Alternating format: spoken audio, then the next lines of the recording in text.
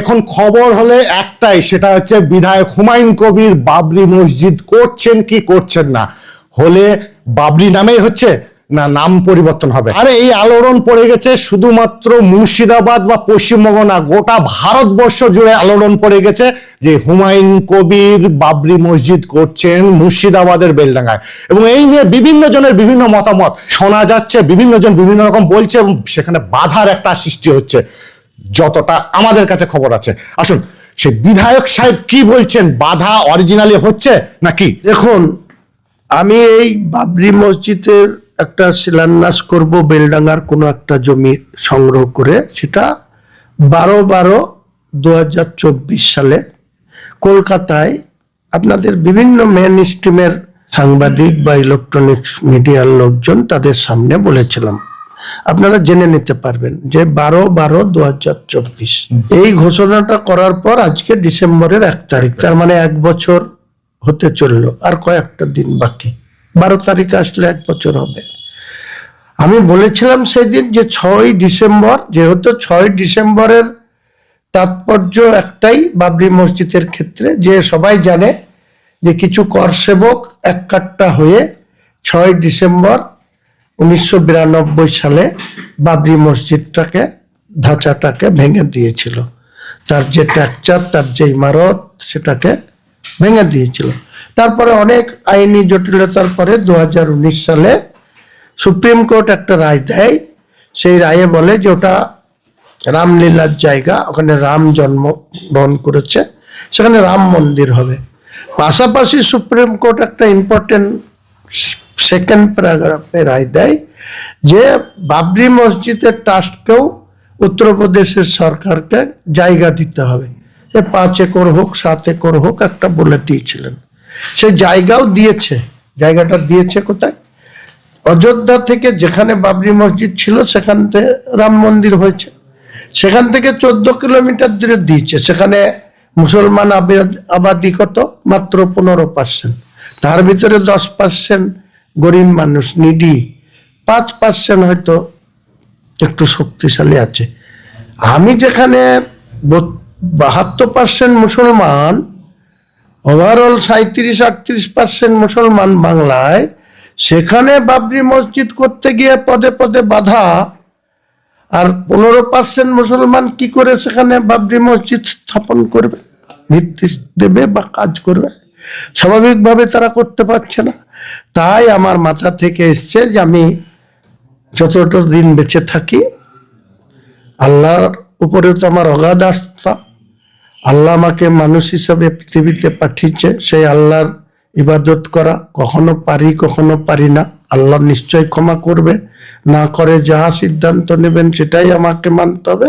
পৃথিবীর সব মানুষের ক্ষেত্রে এটাই প্রযোজ্য।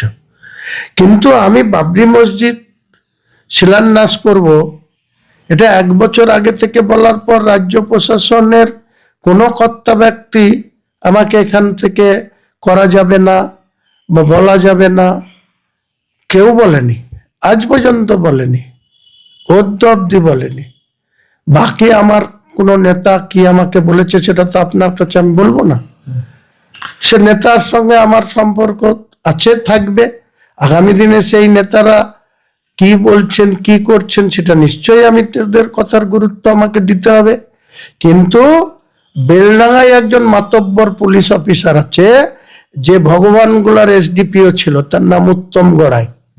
আমি জানি এসডিপিও লেভেলে যখন কোনো ট্রান্সফার হয় তখন যে জেলা থেকে হয় অন্যত্র জেলাতে ট্রান্সফার হয়।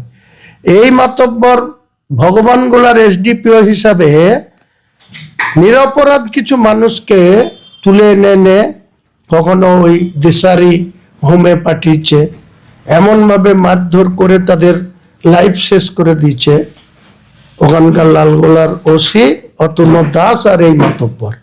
তারপরে তাকে আবার রাজ্য সরকার ট্রান্সফার করে বেলডাঙ্গাতে নিয়ে আসলো। ঠিক আছে, বেলডাঙ্গাতে গত কয়েকদিন ধরে আইসি বেলডাঙ্গা ছুটিতে ছিল। তাহলে সে এত বড় মাতব্বর, সে আমাদেরকে একটা ফোন করে জিজ্ঞেস করতে পারতো যে আপনি এটা করছেন, এতে তার কি অসুবিধা আছে না আছে। প্রশাসনের যদি কোনো অসুবিধা থাকে প্রশাসন আমাকে বলবে, জেলা শাসক আমাকে বলবে, জেলার এসপি আমাকে বলবে, বেলডাঙ্গা থানার আইসি ছুটিতে থাকলে ভারপ্রাপ্ত যে আছে এসডিপিও সে আমাকে বলবে। আমাকে ফোন না করে যে আমাকে ল্যান্ড দিতে চাইছে, যেখানে আমি ল্যান্ড সংগ্রহ করতে চাইছি, তাদেরকে চমকাচ্ছে, তাদেরকে ধমকাচ্ছে, তাদের বলছে ল্যান্ড দেয়া যাবে না। এত বড় হিম্মত কোথা থেকে পাচ্ছে? তার মানে পুলিশ প্রশাসন থেকেই আপনার যাতে জমি না পান তাই বাধা দেওয়া হচ্ছে। একদম উত্তম গড়ায়, স্পেসিফিক বলছি তো। যদি সে চ্যালেঞ্জ করে, এসপি যদি বলে কাকে বলেছে, আমি সেই লোকদেরকে হাজির করব, প্রুফ আমার কাছে আছে, কাকে কাকে বলেছে, কিভাবে থ্রেড করেছে। পুলিশের কি এটা কাজ? বাংলার গোটা বাংলার ল্যান্ড কে কাকে দেবে? হিন্দু সমাজের দেবত্ব সম্পত্তি হিন্দু সমাজকে দান করে, মুসলমানদের ওয়াকফ সম্পত্তি মুসলমানরা দান করে গেছে। সেই ওয়াকফ সম্পত্তি কে কিভাবে মোতালির মাধ্যমে ভোগ করছে তারা ঠিক করবে। উত্তম গড়াইয়ের মতন পুলিশ অফিসার ঠিক করে দেবে এটা? আমাদের ভাগ্যলোপে আমি মসজিদ করব না কি করব, সে বলার কে? সে বলার কে? আর সে যদি মনে করে যে ভীরু কাপুরুষ মুসলমান মুর্শিদাবাদের বেলডাঙ্গার, তাকে বুঝিয়ে দেওয়া হবে কত ধানে কত চাল হয়। মুর্শিদাবাদ এটা বাংলার বিহার উড়িষ্যা এখান থেকে পরিচালিত হতো। নবাব সিরাজউদ্দৌলাকে এই আমার বাড়ি থেকে 9 কিলোমিটার দূর থেকে ঘেসিটি বেগমকে আর নবাব সিরাজউদ্দৌলাকে মির্জাফররা লর্ড ক্লাইভের নির্দেশে ধরে নিয়ে গিয়েছিল। তার লর্ড ক্লাইভের ইচ্ছা ছিল না, তার কোনো অভিসন্ধি ছিল না যে নবাব সিরাজউদ্দৌলাকে শিরচ্ছেদ করে দেবে, কিন্তু চোরের উপরে বাটপরি করেছিল মির্জাফরের ছেলে মিরন। এখানকার এসপি বসে থাকতে ইনি কত বড় মাতব্বর হয়েছেন যে তিনি ল্যান্ড ওনারদের ঠিক করে দেবেন কাকে ল্যান্ড বিক্রি করতে হবে না করতে হবে। এসপির সঙ্গে আপনি এই নিয়ে কথা বলেছেন? কেন কথা বলতে যাবো আমি? এসপির দরকার হলে আমার সাথে কথা বলবে, এসপি দরকার হলে আমার সাথে কথা বলবে। আমার যখন টাইম আসবে, এমসিসি মেনটেন করে চলা লোক, আমি ইলেকশন করি, এমসিসিতে বলা থাকে 48 ঘন্টা আগে ভেন্যু ঠিক করে আমি প্রপার চ্যানেলে অ্যাপ্লিকেশন করব, আমার কি কর্মসূচি সেটা মেনটেন হয়। তেমনি আমি 48 ঘন্টা আগে কেন 72 ঘন্টা আগে বেলডাঙ্গা থানার আইসিকে জানিয়ে দেবো যে আমার কোথায় এই ভিত্তি স্থাপন অনুষ্ঠান হবে। পুলিশ সহযোগিতা করলেও হবে, অসহযোগিতা করলেও হবে, পরিষ্কার করে বলছি। পারমিশন চাইবো, পারমিশন অ্যালাউ হলে খুবই ভালো, শান্তিপূর্ণ থাকবে। আর যদি পুলিশ মনে করে যে আমি বল প্রয়োগ করব, পুলিশ আমাদের গ্রেপ্তার করবে, আমাদের জেলে ঢুকাবে, আমরা তার কি করে মোকাবেলা করতে হয় আমরা করব। 6 তারিখে তাহলে কত লোক দেখবো এবং সেই ওই দিনের পজিশনটা কি হতে পারে? সেটা আমি সবাইকে আপনাদের মাধ্যমে একটাই বলবো, গোটা বাংলার বিভিন্ন প্রান্ত থেকে মানুষ আসবে। এটা মুসলিমদের আবেগ, এটা মুসলিমদের ইমোশনাল, এটা মুসলিমদের একটা আঘাত। 33 বছর আগে তাদেরকে আঘাত দেওয়া হয়েছে। বাবর কোথায় দেশ আক্রমণ করেছিল, লোদিকে পরাজিত করে বাবর সম্রাট হয়েছিল, তা আমার দেখার দরকার নাই। বাবরের আর একটা নাম আছে জহিরুদ্দিন। সে বাবর তার সেনাপতি বাকি 1528 সালে দায়িত্ব নিয়ে এই মসজিদ ইমারত খাড়া করেছিল। 400 কত বছর ওই ইমারত ছিল। 1986 সালে প্রথম এই মসজিদে নামাজ পড়া বন্ধ করলো ইন্ডিয়ার প্রশাসন। তারপরে 92 সালে সে সদটাকে ভেঙে ফেলা হলো। সেটা করা হবে না, সেটা সুপ্রিম কোর্ট যদি রায় দিয়ে থাকে সেই রায়টা আমার সামনে আনা হোক, আমি বাবরি মসজিদের নামে শিলান্যাস করব না। কিন্তু সুপ্রিম কোর্ট তো বাবরি মসজিদের ট্রাস্টিকে ল্যান্ড দিতে বলেছে বাবরি মসজিদ বানানোর জন্য। সেখানে কি হরিনাম করার জন্য ট্রাস্টিকে সুপ্রিম কোর্ট ল্যান্ড দিতে বলেছে?